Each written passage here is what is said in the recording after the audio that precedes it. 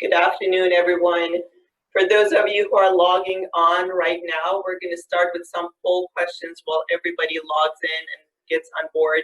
And then we'll start the talk and the lecture itself in a little bit. So if you're on and you can see the poll questions, just go ahead and start answering. And there's only a few of them. We'll move forward and we'll get started with the lecture soon.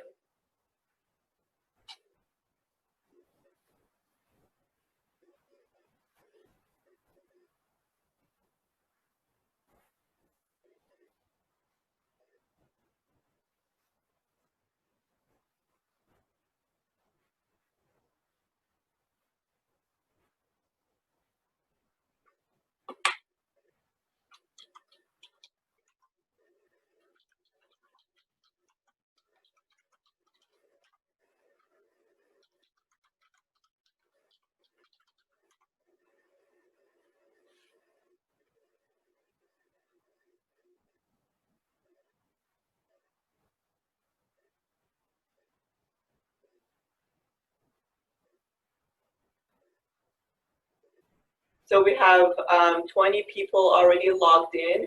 Dr. Wiener gave the lecture on pediatric care for Spina Bifida patients, the urological care in pediatric Spina Bifida patient population.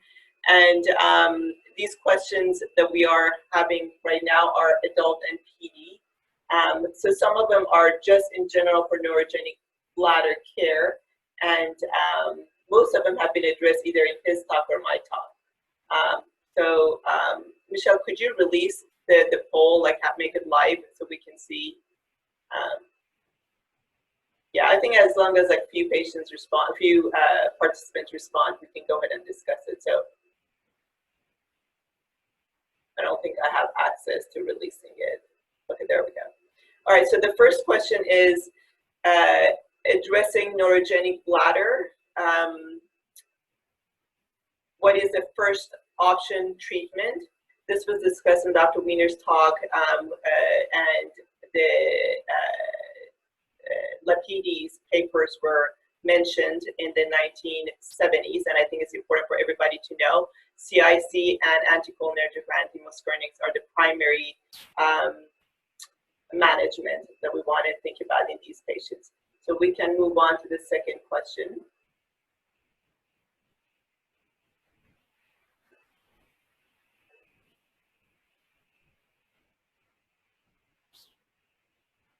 So we'll just give a few seconds and then we can show the responses.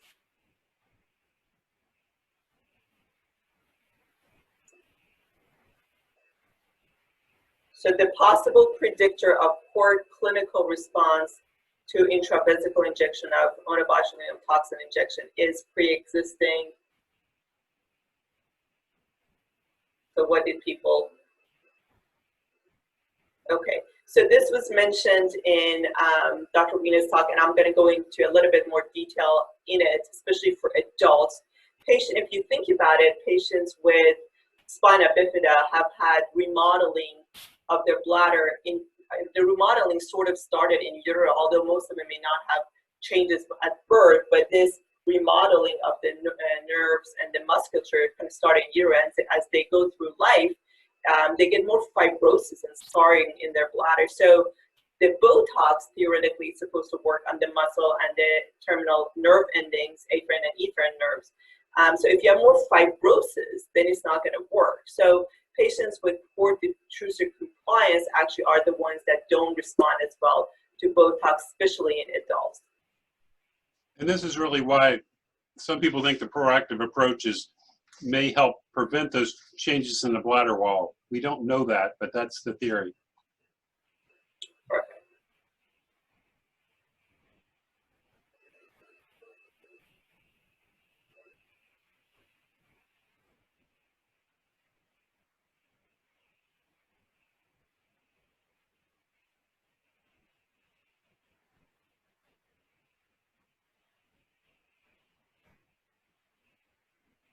So let's go ahead and release the responses, Michelle.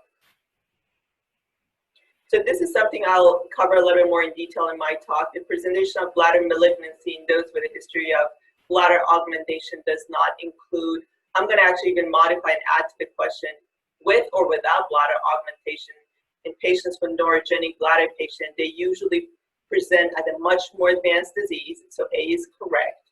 They present at a much younger age, so B is incorrect. This is the answer, that's the correct answer to this question. And they do present with atypical symptoms such as pain, bleeding, recurrent UTIs. And if they've had an augment, usually that malignancy is about 10 years or 15 years after their augmentation. And they do have this atypical signs, which I will cover in my talk. So I think we'll hold on to the poll questions, and I can go ahead and get my lecture started. So for those of you guys who just are joining for this lecture, good afternoon. I'm Rose Khavari. I'm a urologist at Houston Methodist. Let me share my screen.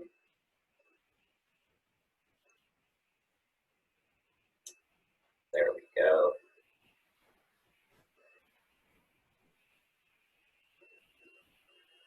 Okay.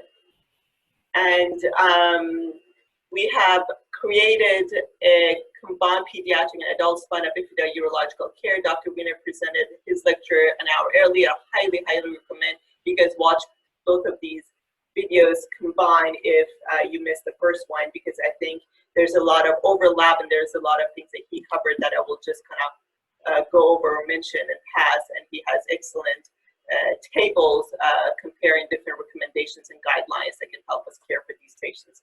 So I'll focus more on the adult side of things. So these are my disclosures. I really don't have any conflict of interest for this talk. I am supported by NIH and my institution for research.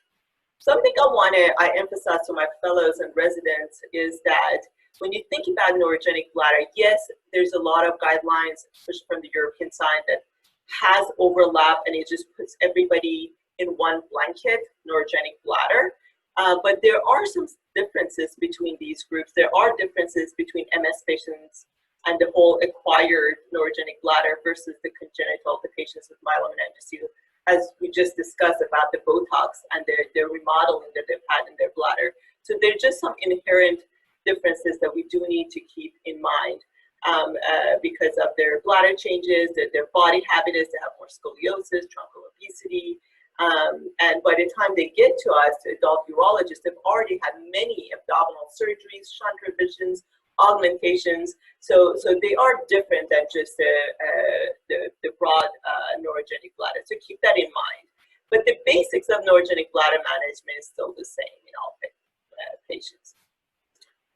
Dr. Wiener mentioned and gave us some examples of people who are adults right now with spina bifida and are leading really great lives. They're married, they have families, they have children, they're working, they're employed, and I can tell you, I have friends who are surgeons who have a history of spina bifida. There's a chairperson of neurosurgery department at University of Michigan who has spina bifida. So we have many adults with spina bifida, and that's why we do need to be aware of how to provide care for this patient population. And who is the best person to offer care? We see at many institutions across the nation that patients with spina bifida stay in the pediatric hospitals because they're comfortable with the setting, that their surgeons have taken care of them beautifully over the years, and it's hard for them to transition. But eventually they have to transition to the adult institution. And that's where we need to find urologists who are, first of all, willing to take care of these patients. Tim Boone, who's my mentor and my chair, always says it's a labor of love. By all means, it's a labor of love. It takes a lot of effort and time, and it's really hard if you're just one faculty by yourself caring for these patients. You need a team, you do need a few other caring urologists who are willing to take care of these patients and have some understanding of the pediatric side of things and how they can incorporate some of the pediatric skill sets and trainings in their adult care, and then also be aware of their reconstructive surgeries and the neurological care we know in adult. And ideally, this needs to be done in an adult setting at the end of the day when they do transition. There's a lot to discuss for adult SB in a urology office. There's a few that I will go over. This is like everything that we can discuss discussed, but there's a few that I'm going to go over in more detail, such as augment, just because most of these patients, by the time they get to us, they have augments. I think you guys need to know about that a little bit more in detail. Stones, the big deal. We'll talk about that. Sexuality and fertility is another big adult issue. So I'll go over in a few of these concerns.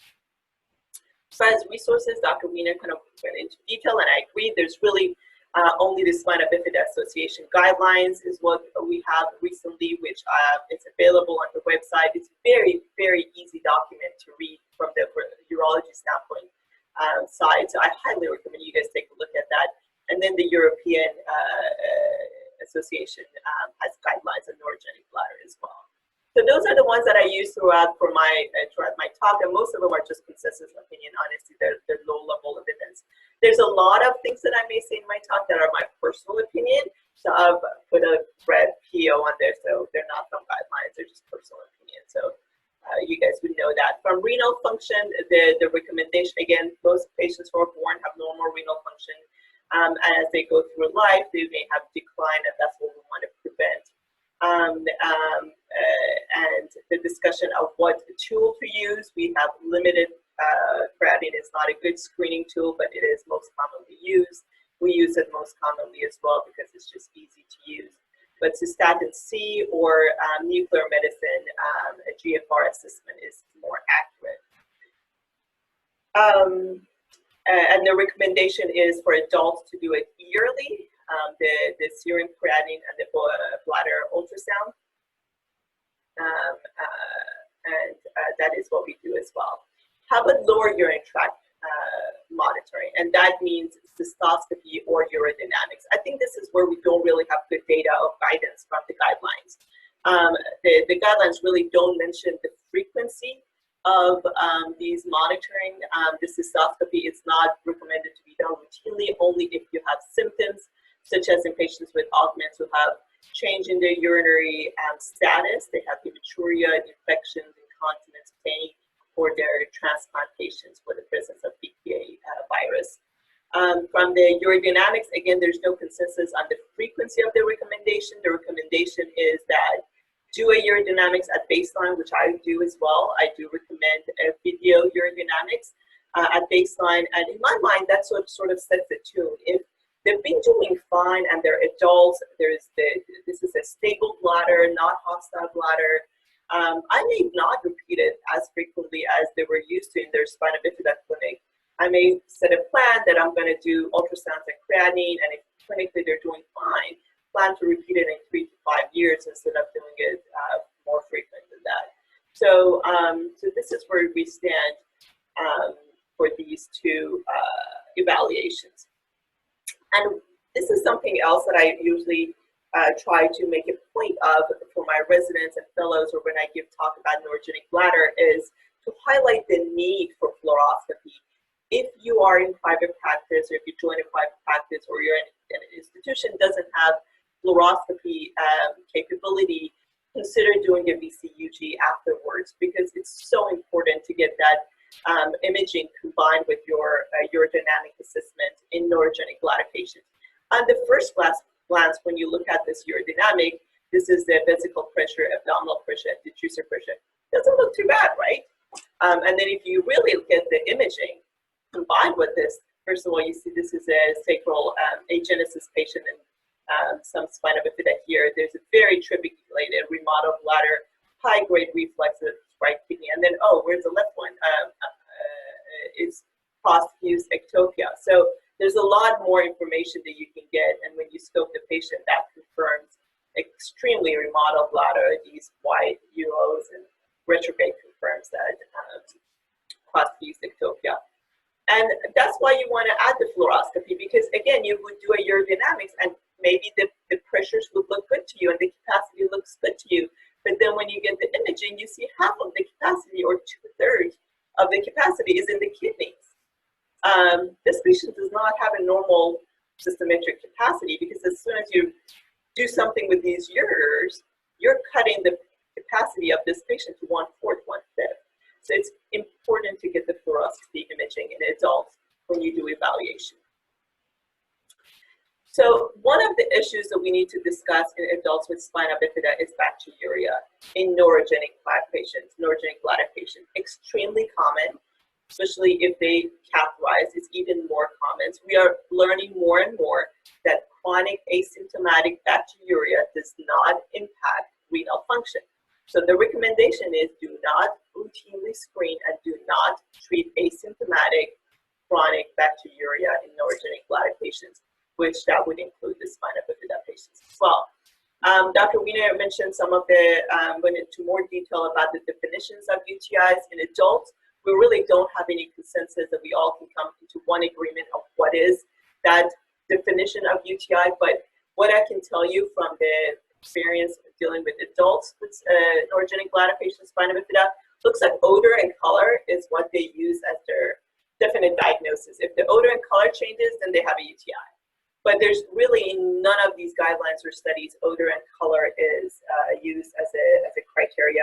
When patients call in with that problem, I usually just tell them for 24 hours, double your fluid. If it doesn't go away, then we'll look into it and see if it's a UTI or not. Because the change in odor and color is a sign of dehydration and not necessarily infection, in my mind. But when they do have symptomatic UTIs in neurogenic bladder patient and spina bifida patient, then it is considered a complicated UTI. Then it is considered something that you would want to treat with a 5 to 7 day course of culture-specific antibody. You may need to extend it to 14 days if they have other comorbidities or the factors that you worry about pyelonephritis. So keep that in mind. In my practice, for patients who I see once a year or once every 2 years, if they're doing well, I do get a urine sample when they see me, but I document all over the chart that if the culture comes back positive, we are not treating this patient is not symptomatic. It's only for reference. If when they call 6 months later with symptomatic UTI, then I know what to treat them with. So I do get a reference.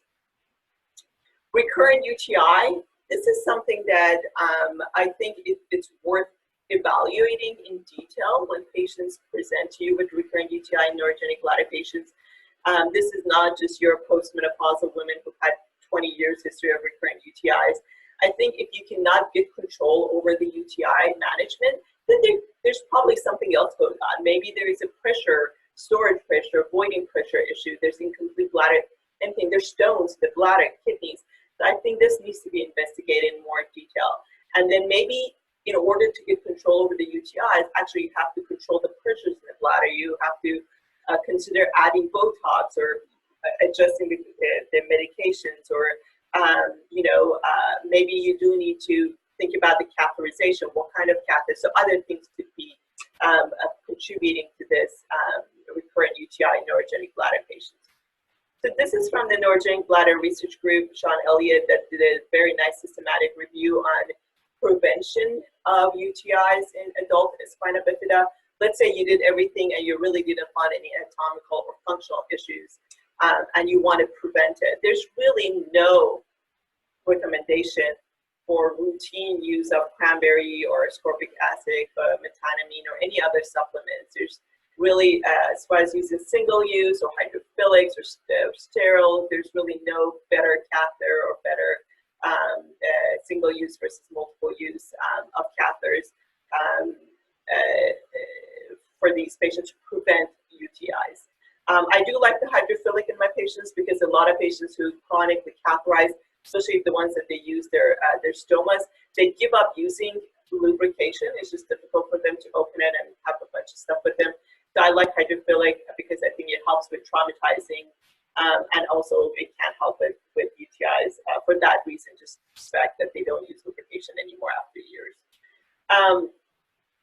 There's really no evidence-based medicine to put patients on any of these treatments just to prevent UTI. Now, if somebody does has been on, let's say, cranberry supplement and thinks that it does help and it works, then by all means, we can consider continuing it. The only thing that there is a little bit of data behind it in neurogenic bladder is the gentamicin installation.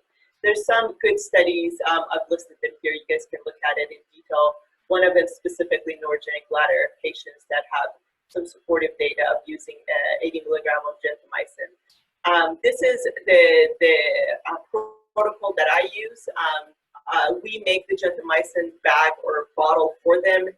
We get a whole bottle of 1 liter saline. We add 6 vials of gent to it. Patient can store it for a whole month in their fridge, and then they can use it at the beginning more frequently during the week, then maybe twice a week. And I usually tell them to get a little cup and a clean syringe so they can wash this and they can wash this and then pour it here and then instill in the bladder after they have already drained their bladder and let it sit for a few hours and then drain it.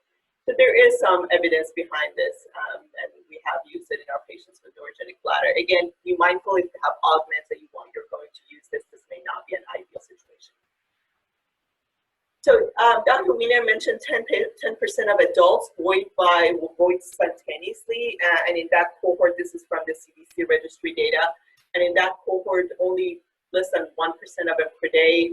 I rarely see patients and adults who have who void spontaneously unless they're really, really low sacral patients lesions. However, there are people that do transition to my clinic, and there are quote unquote spontaneously voiding. I do have to say, be mindful if somebody says, "Oh, I've never needed to catheterize, and I just void." I think those are patients that you really need to evaluate them carefully early on and monitor them long term, because a lot of times this is what we get is this is a gentleman who had voided with spontaneously voided, but basically valsalva voided for years. He came to me for infertility, and this is just a regular key. You can see all these stones in the prostate. Basically, when you scope this patient, and this is just a cystogram, you can see all this whole prostate seminal vesicle gets filled up with contrast. So when you scope him, he has like a Swiss cheese prostate full of stones and pus pockets. It just looks horrible. And now that I put him on, he has like a lot of painful ejaculation with this colonized prostate. And now that I want to start him on catheterization because he needs to catheterize, it's an empty well, it's hard for him because every time he catheterizes, he pops one of these stones into the bladder. It's sort of like a little mess to deal with. So being mindful for patients that say, quote unquote, I don't use catheter, I just empty my bladder, really see how they void because they may need to be catheterizing. So let's switch gears and talk about augmentation cystoplasty because again, many adults would have had an augmentation cystoplasty. So when you think about it, there are two different ways to think about it. There are non-lethal complications. These are long-term, late-term complications, which we'll go into a little bit more detail. And then there are these more lethal concerns that we're going to go into as well. So the image actually is what we use in adults for a lot of our augments. Boone and I usually use the right cecum, like a modified Indiana augment, and we use the ilium, terminal ilium paper like an Indiana and use it as a channel, catheterizable channel. We bivalve the bladder horizontally because there's less tethering on the mesentery and it reaches better. And there's usually get a leak if you open the bladder vertically, anterior, posteriorly. So we do it transversely, but as Dr. Wiener mentioned, a lot of adults that come to my clinic, they have had all sorts of augmentations. They might have had auto-augmentation, where it's basically just removing the detrusor and letting the bladder balloon out like a diverticulum. They might have had stomach augmentation, and majority of them have ilium as a part of their augment, which I do use as well if they don't need a channel in adults, ileal augmentation. So keep that in mind. It could be any part of the bowel or ureter. So bacteriuria, chronic bacteriuria, again, very common in patients who've had augmentation. The recommendation is the same. If they're asymptomatic, don't screen, don't treat. However, if they do have symptomatic UTIs, which is recurrent, the recommendation is that honestly, there's no medication you can give orally or do anything for them to help with that except for irrigation. I believe in irrigation. I believe in rigorous irrigation. Yeah, my nurses take a lot of time with these patients going over irrigation pattern and regimen and showing them vigorous irrigation a few times a week at least. Most of them, when you talk to them, they say, oh yeah, they told me how to irrigate when I first got my augment, but it's been years, I don't need it. You know, I don't make a lot of mucus, I don't need it. But then when you teach them and they get rid of the UTIs, then that is truly beneficial. Many of them don't irrigate because, oh, they ran out of syringes, so they ran out of sterile saline or sterile water. In my practice, I tell them just tap water is fine. You don't need any fancy irrigation material or fluid. Just tap water is the mechanical action of removing the debris and the mucus that's helpful in my mind. So we encourage this a lot, and there's data to back it up as well. Hematuria, when patients present with hematuria, you have to think about infection, stones, trauma, and malignancy. And sometimes this very uncommon hematuria dysuria syndrome, which happens with patients who've had gastric augmentation cystoplasty, which was very common many years ago. It's not as common now. But then you can, it's usually transient, it's self-limiting. You can consider using antihistamines or PPIs, or check for Helicobacter pylori and treat for that. But sometimes then your patient keeps sending you these messages, these pictures that, oh my God, every morning I wake up, this is what I get, and this is, I can't deal with this anymore. And then you evaluate them, you get a CT with contrast, and you see that, first of all, their native bladder is very contracted, very small, it's really not functional. It's hard to drain this little bottom part of the native bladder. It's usually full of pus and debris, and then this is their augment. So this patient chose to have a complete removal of this. We did find that he had a fistula also to his bowel on his stoma. So he chose for an ileal conduit. He's 5 years out and he's doing fine with an ileal conduit. Here's another issue in adults. Always think about when you get patients with difficulty catheterization, recurrent UTIs, something doesn't make sense. It could be stone, it could be a bladder stone or kidney stone. This is a patient who's had multiple augments, as you can see. So you can imagine when this patient catheterizes through a channel, there will be pockets of this bladder that's not going to drain. This is a cystogram after we remove the stones, but you can see that there are pockets that the mucus and the debris is going to sit, and then you're going to get these large stones in this patient population. So kind of be mindful about that. I'm going to pause this for a second. This is another patient we had who's also Spina Bifida, who came to us with a large adult, I think she's 50s, with a large bladder stone in the augmented portion or in the augmented bladder. She also had an artificial urinary sphincter at her bladder neck, which she was very, very attached to. The AUS wasn't working, wasn't cycling, wasn't functioning. She didn't want us to touch it. She didn't want us to remove it. She didn't want us to do anything with the sphincter. And that was one of the reasons why she hadn't had the stone removed, because there was a risk of getting into the sphincter.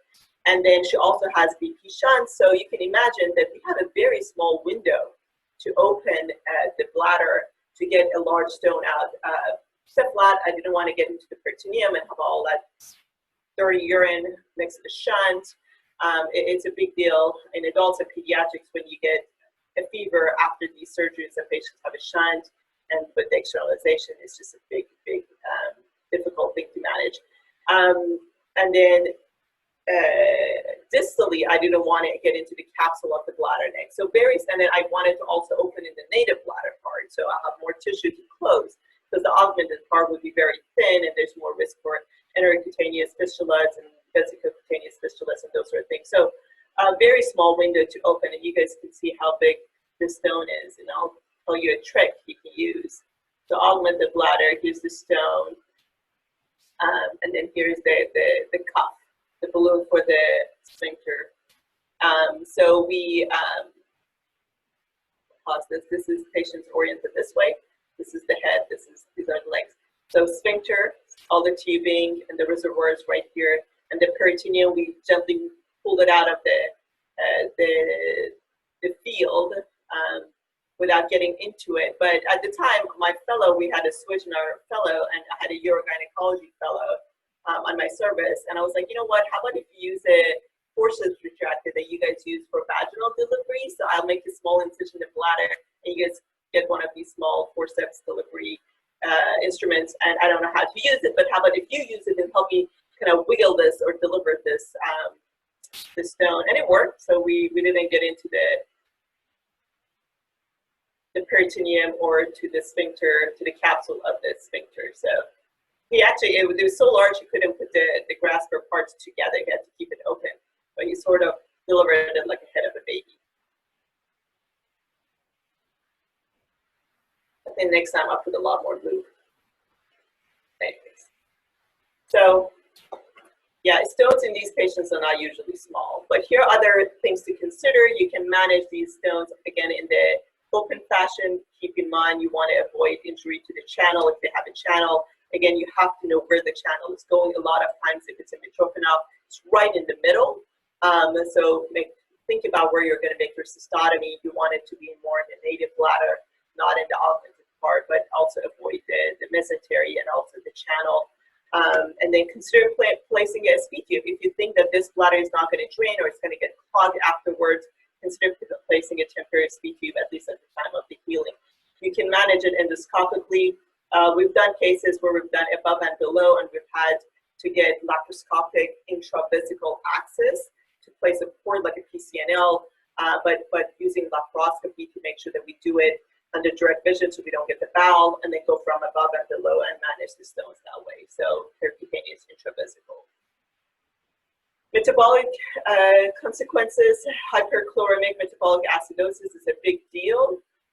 Usually this occurs in patients who've had ileal augmentation or if they've had like a right colon augmentation. Usually happens about a decade after their augments and can lead to osteoporosis. So keep that in mind if you want to manage it yourself, if you want to have your endocrine or your nephrologist manage it. But this is something to keep in mind, and when you get a BMP and things don't make sense, be alert to look into it further.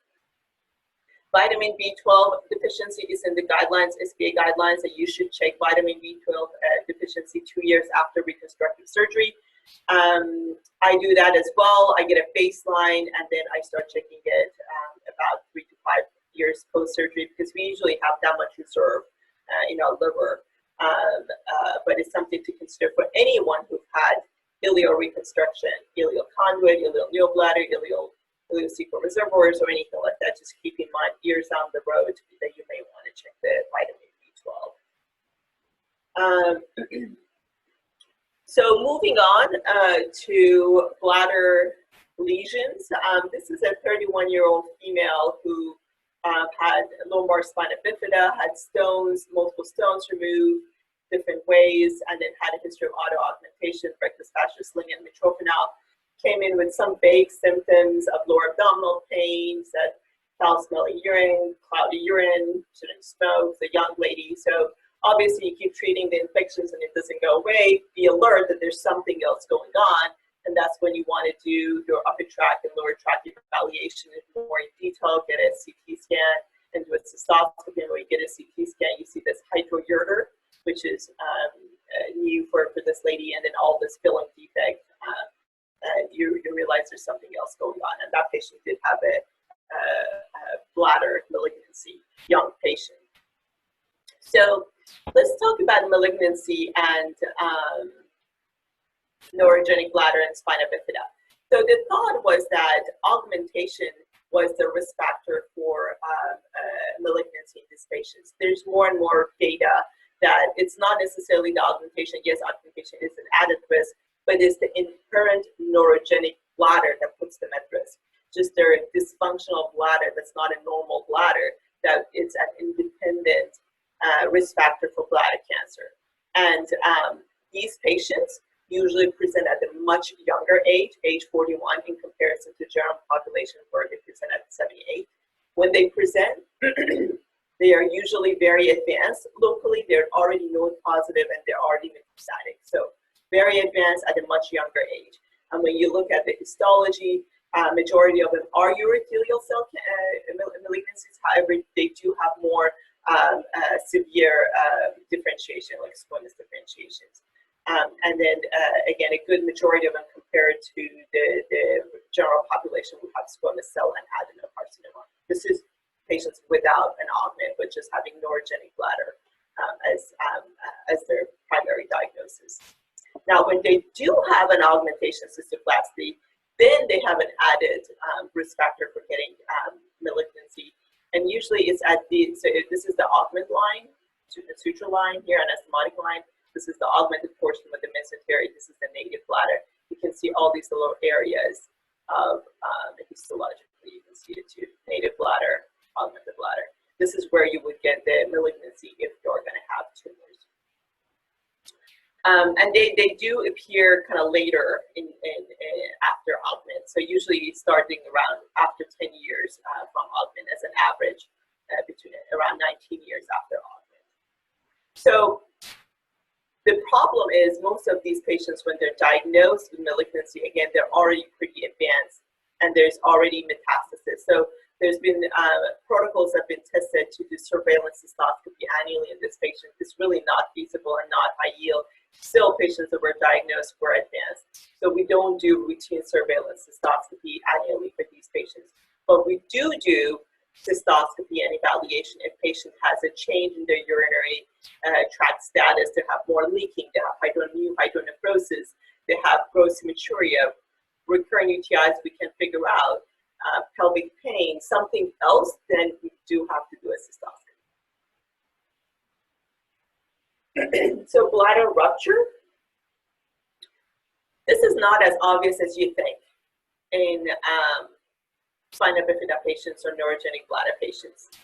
It's a much bigger deal in Spina Bifida patients because, or compared to your other neurogenic bladder patients, because they have a shunt also that can get infected. This is actually one of my patients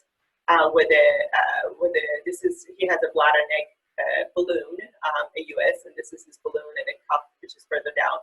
And I did an ileal augment for him. He catheterized from below, and I also did a mace for him, and he loved it. He loved the mace. He loved the augment for years. He did great. He came back to the ER and said it's been 2 days, and he was sick. He looked septic. It's been 2 days that he's been using his mace. He's been putting a whole liter. Nothing is coming out of his mace. And at the time, I'm worried about perforation of the mace, colon rupture. That's what I'm thinking. And I'm getting a CT scan. There's free fluid here. I put the Foley in him myself. There's really no blood in the urine. I get 200 cc's out. Irrigates okay. So we take him to the operating room for exlab with general surgery and run the bowel many times. Colon looks perfect. Mace looks perfect. We dig more and more, and then I find a tiny little sealed off pocket behind the bladder. It's hard to access it from behind the bladder, where we actually had to open the bladder anteriorly and make a cystotomy and fix it through the bladder. But keep in mind, they don't present like you would think a bladder rupture would present. So we have a lot of data from Dr. Huisman and about the prevalence of it. It looks like it is more common in patients who have either substance abuse or they're not compliant with their catheterization, or basically they have some disability that they cannot stick with the intermittent catheterization on a regular basis, or they're alcohol related. So usually they do need to be managed surgically. Very, very few patients in the literature have been reported under controlled setting that they've managed it with drainage, but they do have to be managed surgically most of the time. So moving away from the augments, we're going to talk a little bit about the sexual function and the fertility function and dysfunction. First we'll talk about the female patients, individuals. So pregnancy in these patients is feasible, and there are many Spina Bifida patients who have children and have had successful pregnancies. Many have had troubles during pregnancies. It is a multidisciplinary team management. They do need to have MFM, maternal fetal medicine, OB doctors. They need to have a urologist, a reconstructive urologist on board. Renal function needs to be very managed and monitored clearly and closely. I do get baseline ultrasound on these patients because they will have a hydronephrosis toward the end of their pregnancy. So we do have a baseline, and we do need a baseline renal assessment. They have issues with infection versus colonization. They have issues with when to give prophylactic antibiotic, when not to give it. They have trouble with emptying their spontaneous voiders. That could be challenging. If they're catheterizing, again, reaching the native urethra will be challenging. They have channels. The channel can get king towards the end of the pregnancy. There's a lot of issues that they do need close follow-up and things for us to think about. If they have augment, we have to think about the electrolyte balance now with the fluid changes and the recurrent UTIs and the stones and the irrigation. So, managements.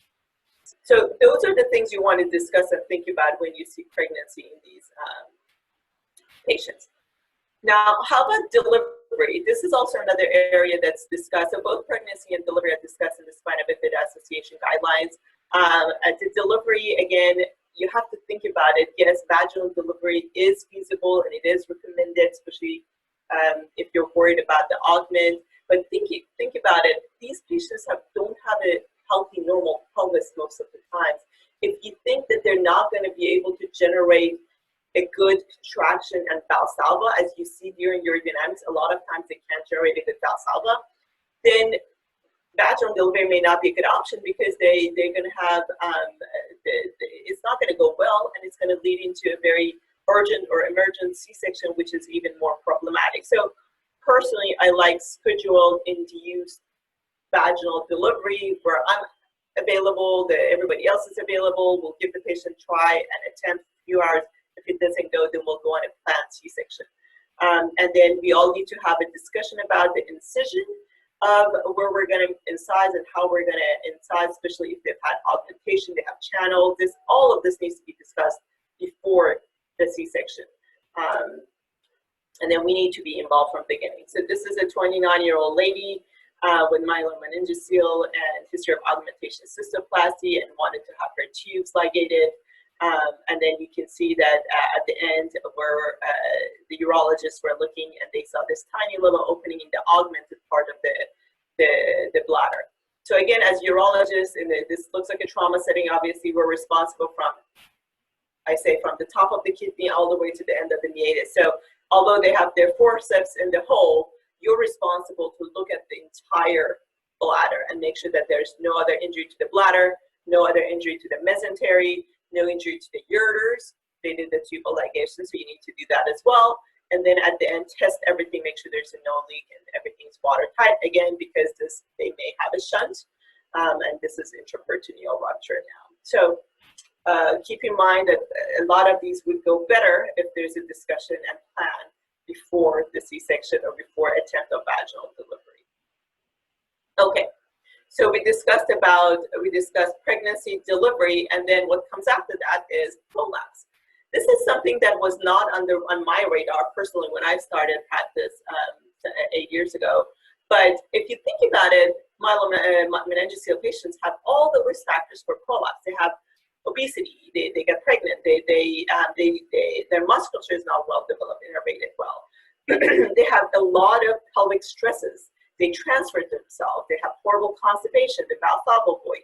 So they have all the risk factors to get prolapse. But then there's not much in the literature.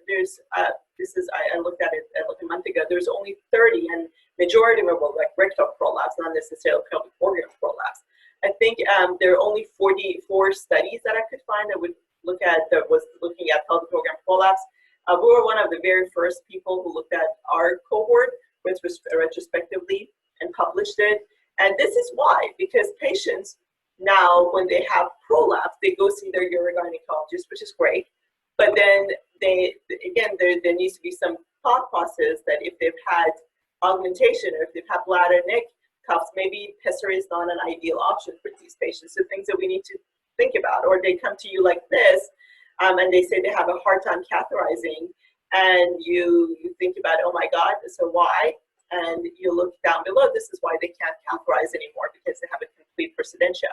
And you are concerned about doing sacrocolpopexy because of the variation of the anatomy of the sacrum itself, shunts, getting intraperitoneal approach. So the management of these pelvic organ prolapse is extremely challenging in these patients. But more importantly, what I want you to know and remember is to be aware that it is common. It presents in patients at a much younger age. In our cohort, the median presentation age was 24, and most of them had stage above 2 anterior and bulk prolapse. So keep in mind that even in the ones without any history of pregnancy and delivery.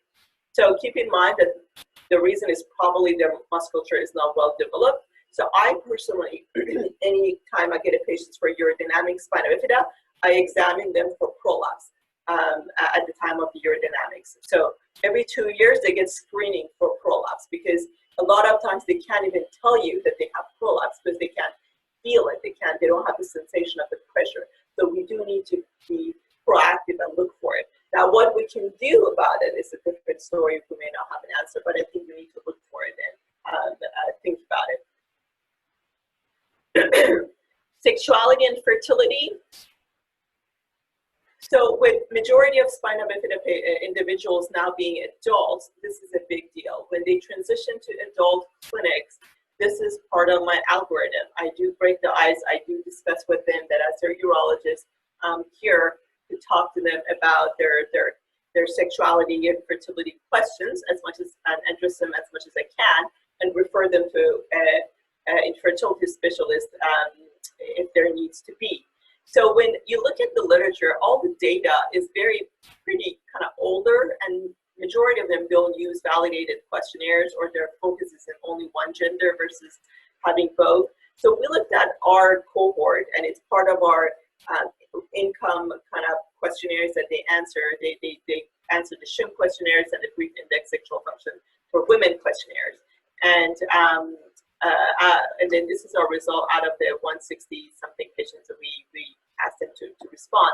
First of all, the majority of them couldn't answer these questions, despite the fact that we had our coordinators sit next to them and help them answer these questions. But when you look at the answer, majority of them have not received any fertility or infertility counseling. Majority of them have not heard of assisted reproductive therapies and the things that they can have to help them. But when you look at it about them being sexually active, many of them have had history of sexual activity, almost 1/3 of them. 20% of them are currently sexually active. And many of them do want to become sexually active, and many of them do want to learn more. So I think we need to keep that in mind, that this is something that we need to acknowledge, the sexual health as an important part of the adult care. And maybe we need to think about, as the leaders in the field, we need to think about better questionnaires or better ways to get data and study these patients, and go from there. And it needs to be part of the care pathway for the adult spina bifida patients. So switching gears to the men's health, sexuality, and fertility part of adult spina bifida. Again, the Spina Bifida Association guidelines, where Dr. Wiener is one of the authors for this section, has excellent few pages, and it's very easy to read and use in clinical practice. So the recommendation is for adults to do annual scrotal exam, teach them how to do monthly testicular self-exams, and then as their urologists, we need to ask them about their genital sensation, their erectile and ejaculative function, when desired, or if they desire, if they want to know about it. Usually you do have to have that difficult conversation if they want to have the parent step out of the room, and then ask them privately if they want to know, or if they want to learn more, or if they need information. And when appropriate, refer them to a sexual dysfunction specialist. For men, obviously we have medications, the phosphodiesterase inhibitors as our first-line therapy. You can use any other therapies that you use for your idiopathic ED as well, for these patient population. And for fertility, you want to educate them when it's applicable, when they're desired, about fertility and preventing pregnancies if they desire, and genetic counseling and the heritability of spina bifida. Most spina bifida patients would produce sperm and semen, and if that sperm reaches an egg, it can lead into pregnancy. Recurrence of neural tube defects is more common in these patients, and there is a recommendation for folic acid supplementation to reduce this risk, especially for women. So these things need to be discussed with them, because I'm sure it's on their mind and they need to hear it from us. Specifically for men with ED and ejaculation dysfunction, again, as Dr. Wiener mentioned, most of these patients would have like this open bladder neck. So it's harder for them to have antegrade ejaculation. However, we can use electroejaculation or retrieve sperms from surgically from the testis and use it for IVF or other forms of assisted reproductive therapy. So this needs to be discussed with them, that there is an option and we can move forward. For preventing pregnancies, again, they need to know that if they're having desire to become sexually active, they can use condoms, but again, they need to be mindful about using non-latex condoms because of most of our spina bifida patients having latex allergy or latex sensitivity. Prostate cancer, yes, in adult spina bifida men, it has been diagnosed. There's limited data as far as recommendation for screening, diagnosis, and treatment efforts. Things to keep in mind: we follow the regular AUA guidelines to screen these patients. However, the things to keep in mind is that these patients usually have chronic bacteriuria, and it's difficult to interpret their PSA. So, if the decision is made to move forward with a biopsy, the recommendation is to use MRI guided and pre-treat with antibiotics. And then we need to have a combined decision making as far as the treatment for prostate cancer in these patients, and really weigh the risk and benefits, and also evaluate their bladder, neck with cystoscopy if we're considering prostatectomy or radiation, and consider baseline urodynamics before decisions on how to treat their prostate cancer. So something else I want to mention is the in utero repair of myelomeningocele. And the thought process is that if you repair the defect, there will be less exposure of the spinal nerves to the amniotic fluid. There will be better formation of the nerves, and that could lead into better, higher functioning musculature and also bowel and bladder function. So this is an open kind of repair. There were some successful reports in the late 90s, and then the MOMS trial started in 2003, where there was a randomized controlled trial, and it stopped in 2010. However, the patients are being followed longer, and we have data that I'll go through. So the early results show that there was significant improvement in neuromuscular and muscular outcome. They had a really better outcome as far as reversing the hindbrain herniation, as well as the shunt issues. Urological at 30 months, the outcomes were really inconclusive. And as far as the urodynamics outcome, as far as CIC outcome. And therefore the decision was made to continue this trial to MOMS 2 and MOMS 3 to look at school age and adolescent age outcomes. The MOMS 2 data came out, this is age 6, where they looked at need for CIC and physicoscopy and augments using urodynamics and ultrasounds. And out of these 156 patients that were followed long term, they showed that there was a smaller need for catheterization in patients who had fetal repair. And there were 24% of these patients who were voiding spontaneously versus 4% in patients who were voiding spontaneously in the cohort that did get a postnatal repair.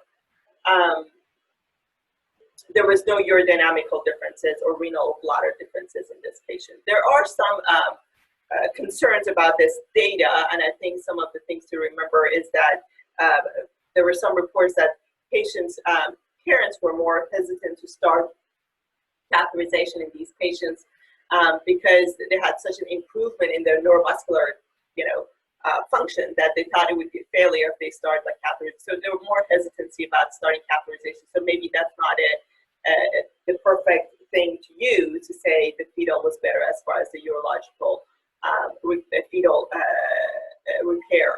But I think something that is clear for me out of these data is that even with the fetal MMC repair, they manage the urological care for spina bifida in the adult world. It's going to persist. These patients, majority of them will have neurogenic bladder, and we will have to be involved with their care, and we need to be aware of how to take care of them even 20, 30 years ago, 20, 30 years from now, when fetal repair becomes mainstay. So that's all I have. I think we're going to switch to questions, and please take the survey and tell us what you thought about our talk and the lecture. Rose, that was great. You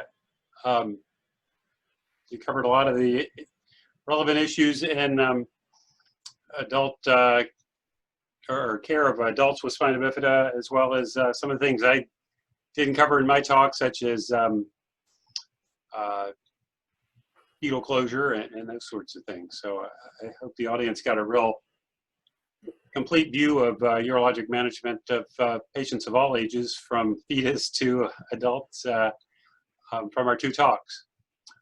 We have several questions, most of which are pretty insightful, and it sounds like people want some specific data. The first question is about gentamicin irrigations, which there's a lot of different voodoo to do that. First, I'll take the opportunity just to ask you, so you actually make it up in your clinic and the patients pick it up? And when they come back, do they like to check in at the front desk and get it handed to them? So the reason why we decided to make it here and have them pick it up, it's difficult to give them the instruction to do it at home. And I think Michigan does that as well, and Cameron's group for spinal cord injury patient, and we thought it's a brilliant idea. They don't have to even CB if they're on a 6, so I don't leave them on there for a long time. Again, the protocol is made up a little bit. So I usually keep them on for 3 to 6 months, and then we stop it and see how they do. They're not on it forever. And at the beginning, the first 2 weeks, they use it every day. And then they use it 2 or 3 times a week, then once a week, which again, I think is the more act of the irrigation itself, not necessarily the gentamicin that may be that helpful, but I think it's nice to have a little bit of medicine for the placebo effect maybe. But there's been studies that have looked at the gentamicin toxicity in patients who do bladder irrigation, and there's no risk of increasing gentamicin absorption. So I think it's safe, but yes, they would come in once a month and pick up their bottle and go put it in their fridge. Yeah, and for, as you can see, I have a lot of gray hair. So back in the old days, you could write a prescription and the pharmacist could do it. But because of contamination, I think it was people getting meningitis for some spinal injections because the pharmacies weren't properly mixing things.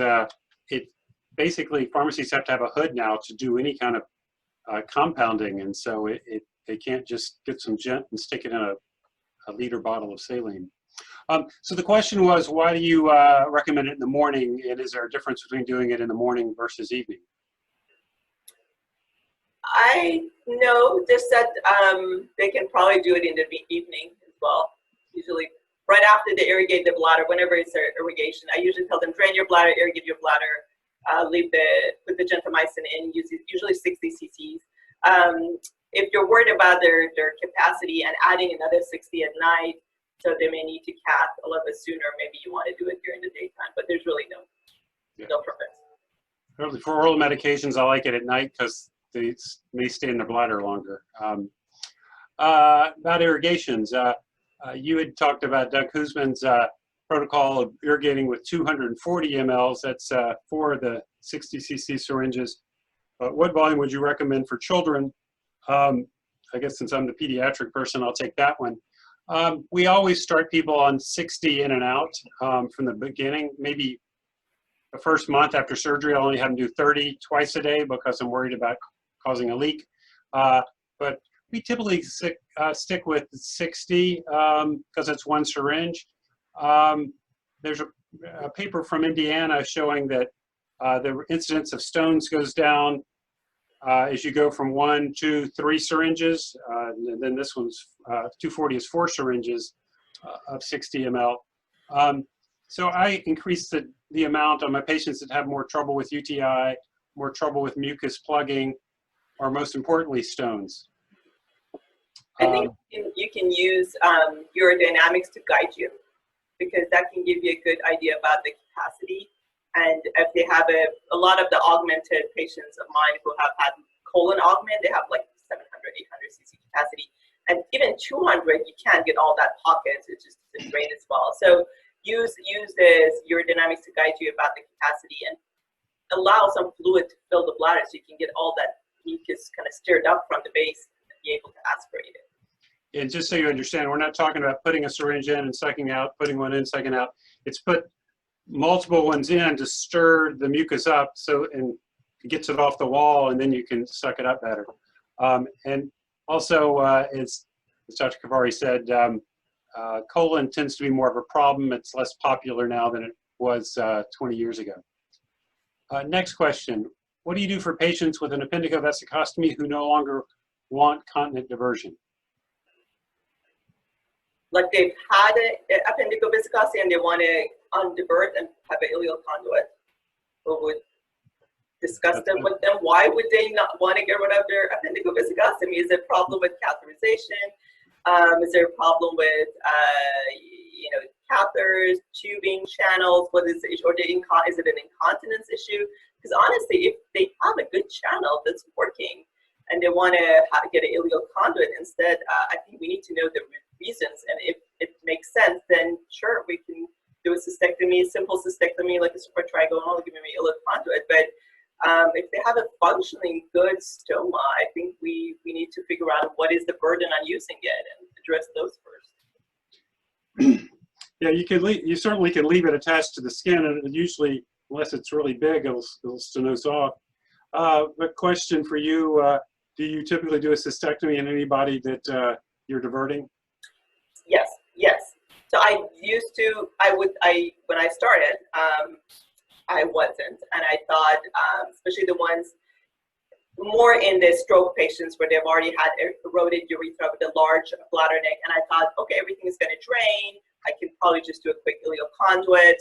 But then I realized that I've had a couple of patients that they had pyocystitis, that neurogenic bladder patients are usually more immobile. So the idea of things draining and they're more obese, it's not what I thought. It doesn't drain. So honestly, doing a quick, simple, just use the ligature, simple cystectomy, burn the mucosa at the end, it adds 15 to 20 minutes and it's worth it.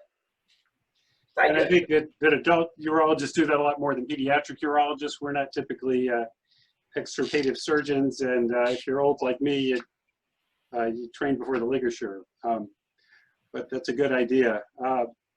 Next question, how do you treat asymptomatic bacteriuria during pregnancy for Spina Bifida patients? I think that's also, again, a discussion you want to have with the OB physician and the patient. If they've had multiple pregnancies and they haven't had any issues with asymptomatic bacteriuria, I'll wait until the 3rd trimester to start them on a prophylactic antibiotic, because the risk is premature delivery or preterm delivery. But I wouldn't start it earlier on. However, if they've had miscarriages before and they're worried about that, then I'm okay with starting it throughout pregnancy. And obviously, you have to look at the indications. Penicillins are the safest, but you want to avoid. Usually, or Keflex is what they would, or cephalosporins, that's what they would put them on. In that vein, what is your preferred incision for delivery in patients with an augmentation and diversions?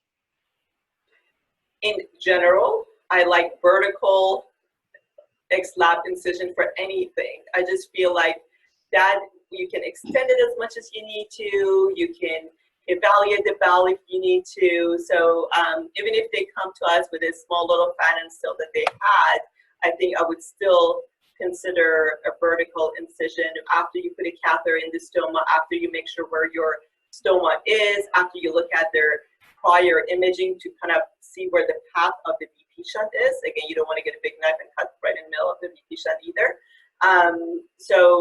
Personally, I like a vertical midline incision. And it's going to be pretty rare for a patient who's had major bladder reconstruction to have anything but a vertical incision. A few may have fan and steels, but not many. Yeah, we have a few pediatric urologists who do a beautiful augmentation or channel with a small little fan and steel, and it looks just perfect. And unfortunately, I have to sometimes mess it up and give them inverted teeth. So. Yeah. Next question, how do you counsel patients on their increased risk of future bladder cancer when you're considering augmentation in a pediatric patient? So I guess I'll take that one since I'm counseling the pediatric families. It's actually easier now than it used to be, because as Dr. Khavari talked about, 15 years ago, it was thought that the risk of malignancy was increased by augmentation, and the risk was between 5 and 10%. Excuse me, my resident calling me. He must not be watching. But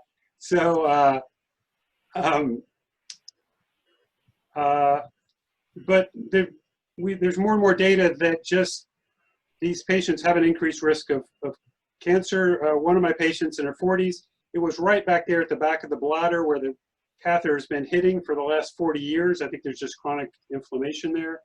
And so, so now we say there's an increased risk of cancer with or without augmentation.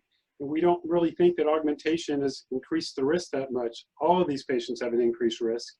And so it's actually an easier conversation now than it was 15 years ago. I've also found out that the rupture I showed you, it was exactly where that point of where the catheter would hit at the base of that posterior incision where the tongue of the augment would come, that little triangle, like a V shape. So I think that's a very weak point for irritation, rupture, malignancy. Mm-hmm. 2 more questions. Did you notice that children who had an augmentation with the ileocecal valve have fecal reflux into the ileum? In the pediatric patients or adult patients? It said children. I'll take it from the children's standpoint and let you take the adult. In terms of children, we try to preserve the ileocecal valve for a variety of reasons. One, we're often doing valve stuff using the MACE procedure, so they're keeping the cecum intact and with the appendix. Secondly, ileum, I think, is the best augmentation segment. The only time I do use the right colon is if I'm doing a diversion in somebody who is a continent diversion and like an extra V patient who we're not using the bladder. I try to leave as much large intestine as possible to as a reservoir for stool. There are some places that take out some of the colon just for quicker MACE flushes, but there's no proof of that. So I try to leave the ileocecal valve intact as well as 25 centimeters of terminal ileum. So I've been trained a little bit differently. For adults, we do use the large colon and the ileum, the terminal ileum for the channel. I'll tell you why. And everybody who's going to go get that kind of augmentation will have a colonoscopy beforehand to clear their bowel. And usually I ask the GI doctor to give me a picture of the ileocecal valve. And then traditionally, the thought is that this is a competent valve. Now, we've used a lot of these valves. They're never competent. You can literally put your whole index finger in it, and there's no competent valve that I've seen so far, ever. So you have to imbricate and modify all of them. So I'm not worried about, I'm sure whatever was happening before, it's still going to happen after my augmentation. So that's not a worry. I think the concern is the diarrhea that everybody raises after using the ileocecal valve. And we looked at our series, and that was published. And then I'll tell you guys about another one, which was one of the Enbridge studies, just got accepted to the NAU journal. And it's in adults comparing modified Indiana versus ileal augment and channel in adults, multi-center contemporary data. The diarrhea is really not an issue. Again, most of these patients already have constipation, and this additional fluid actually helps them. Now, if I want to do a MACE, if a patient needs a MACE, obviously this is not the route I want to go. But the reason why we use it, if we don't want to do a MACE, is because usually the appendix in adults is short, because again, by the time they get to us, they have such a trunk of obesity and such big bellies. I mean, even doing a Monty or spinal Monty, I'm going to end up with like such a skinny little long tube that I'm just constantly worried about it not working long term. So ileum, terminal ileum tapering it works. The risk of restriction is really low. The risk of it ballooning overuse is really low. It's an easy, with a long mesentery, you can put it wherever you want to put it. So it's easier in adult to choose the side and work with it a little bit more. And I think that's why we've chosen to go this route. We've had less channel issues with using terminal ileum versus doing an ileal augment and then using a Monty or appendical viscosity or anything like that. But if you guys want to look at the adult contemporary comparison between these two, again, it's retrospective, but it's multi-center. I would refer you to that study. Jeremy Myers, and we're one of the centers, and from Michigan and in Indiana, with multiple areas that are part of that cohort. That's great. Yeah, and I've got a few patients who had Coke pouches done in the 80s, and they have diarrhea. And the big reason is that they've lost their terminal ileum, so they don't absorb bile salts. So if you put them on cholestyramine to bind the bile salts, that really helps the diarrhea a lot. I will tell you a little inside secret, since I was on the exam committee, is that there are typically going to be 3 or 4 questions on every exam you take, whether it's in service or your qualifying exam, on neurogenic bladder for adults and pediatrics, and on urinary diversion. So there's so much covered in this talk that will be on every exam. It's high yield. My last question is, are there any data looking at mental health conditions in adults with spina bifida? Any difference in rates of psychiatric conditions, impact of mental health conditions on compliance with bladder and bowel management, etc.? That's complicated. I'm not aware of any data of any psychiatric conditions besides anxiety. And children with spina bifida are pretty much like any children with any chronic medical problem. They just have increased levels of anxiety because they've had so much done to them over the years. But in terms of other issues, not really. It's part of the reason they're delightful patients to work with. There's really, I don't know the data, but most of them are pretty happy people. I don't see a lot of depression. Most of the depression is probably more in the lower spina bifida patients who are ambulatory and look like able-bodied patients but have terrible bladders and bowels. Those are the most challenging patients because everybody looks at them and expects them to be normal, and they're in a diaper or pull-up, and a patient who's in a wheelchair, that's sort of okay. But so I see more issues with the ambulatory patients, but I don't know of any published data on that.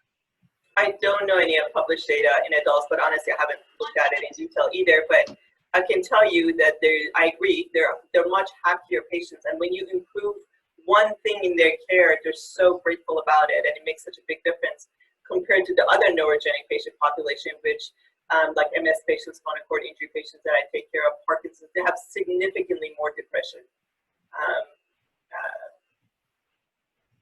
They grew up. They grew up this way, and so their expectations are different, and they're delightful, and they're not nearly as demanding as the leaky women. I think that covers all the questions. Really good questions and created a lot of good discussion. Great, thank you. Michelle, is there anything else we need to do? Or Christy? No, that's it. Great, thank you everyone. All right, thank you.